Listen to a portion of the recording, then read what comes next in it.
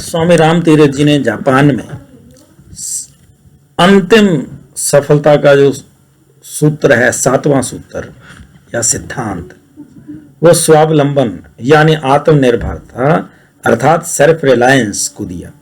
उन्होंने कहा ये बेस है। स्वामी राम तीरथ जी कहते हैं कि ये जितनी भी सफलता की कुंजियां हैं, सफलता के सिद्धांत हैं, आत्मनिर्भरता उन सब की चाबी है। यदि कोई मुझे एक शब्द में मेरा तत्व ज्ञान बताने को कहे तो मैं कहूंगा स्वावलंबन अर्थात आत्मज्ञान। हे मनुष्य सुन, अपने को जान।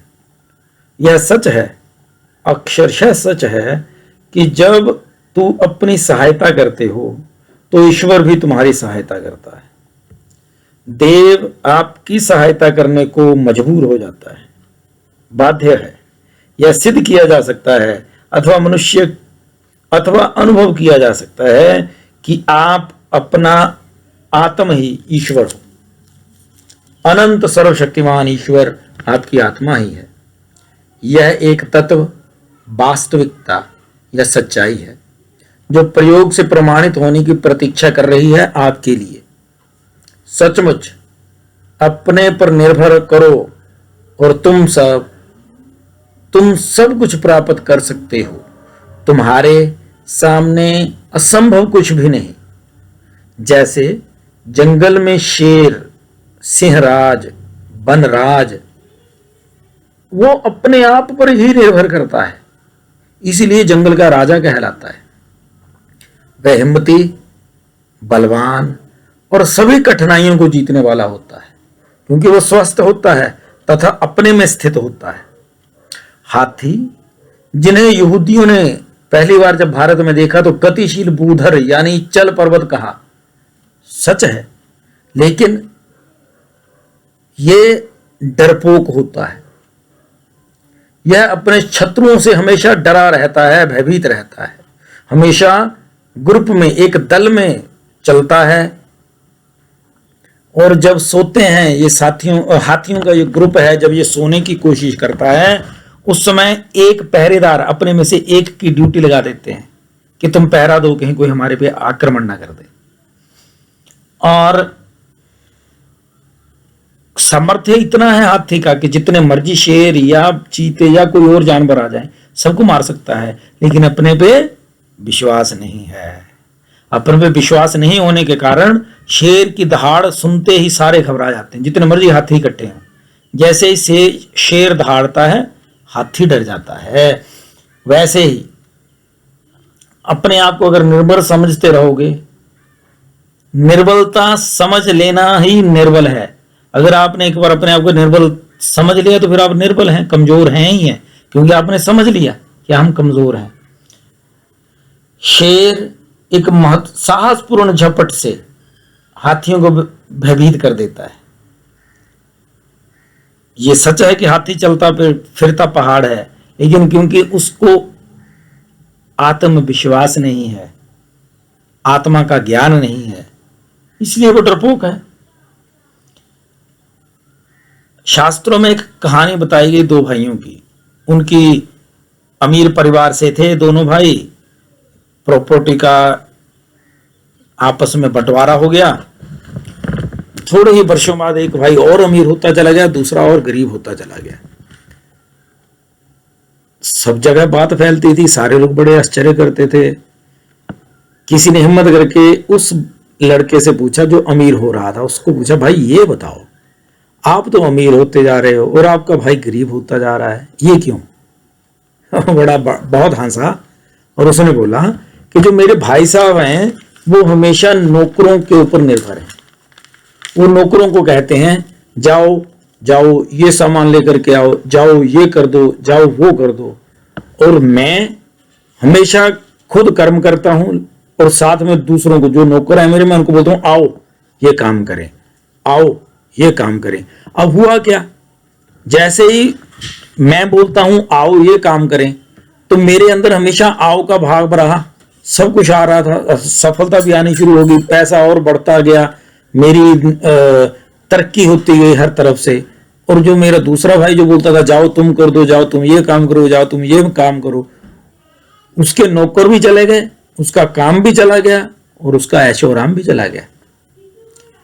ये लॉ है, वर्तमान में इसे लॉ ऑफ अट्रैक्शन कहते हैं। मैं शब्द मैं खुद जोड़ रहा हूं बीच में। तो हम जैसा जैसा भाव करते हैं वैसा वैसा होने लग जाता है, जैसा हम सोचते हैं वैसा वैसा हो जाता है।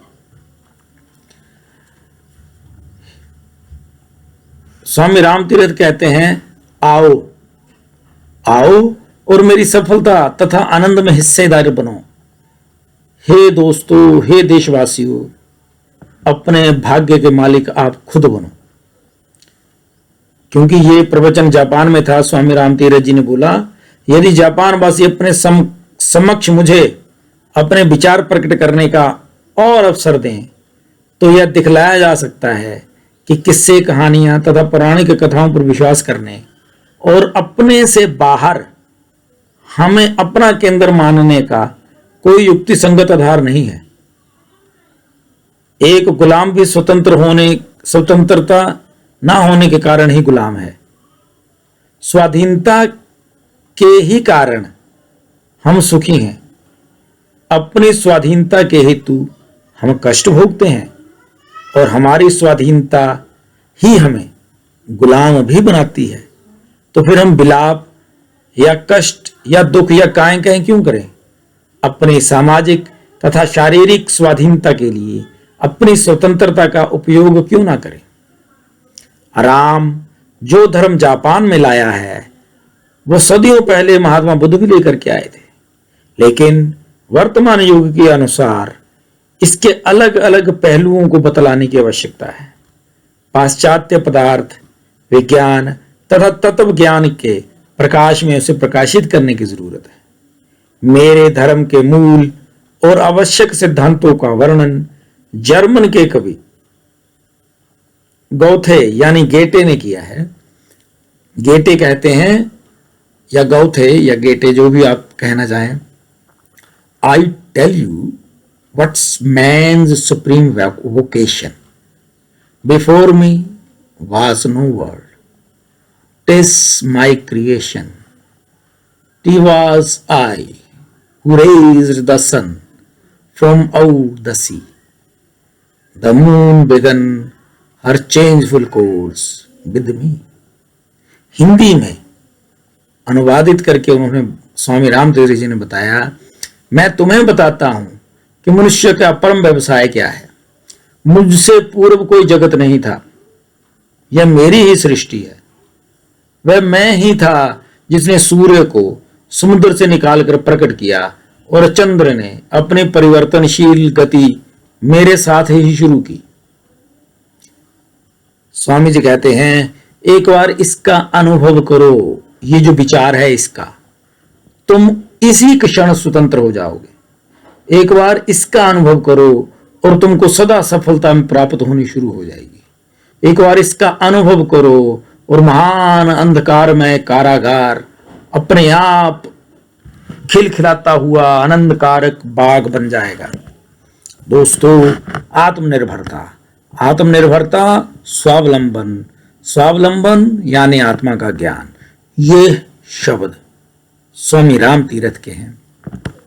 थोड़ा बहुत बीच में कुछ ऐड करा होगा एक्सप्लेनेशन में, अदरवाइज सब कुछ उन्हीं का है और उन्हीं को इसका क्रेडिट भी है। आगे भी शेयर करेंगे पूरा उनका जो उन्होंने उपदेश दिए हैं वर्ड टू वर्ड, या थोड़ा बहुत कहीं कुछ ऐड हो जाए जो उसमें जरूरत हो, अदरवाइज सारा उनका ही है। जो शब्द ऐड भी कभी बीच में जुबान से निकलते हैं, बोल देता हूं मैं, वो है पूर्णतया उनकी, मेरा उसमें कुछ नहीं है, ना ही मेरे कोई विचार अपने हैं। भारत माता की जय।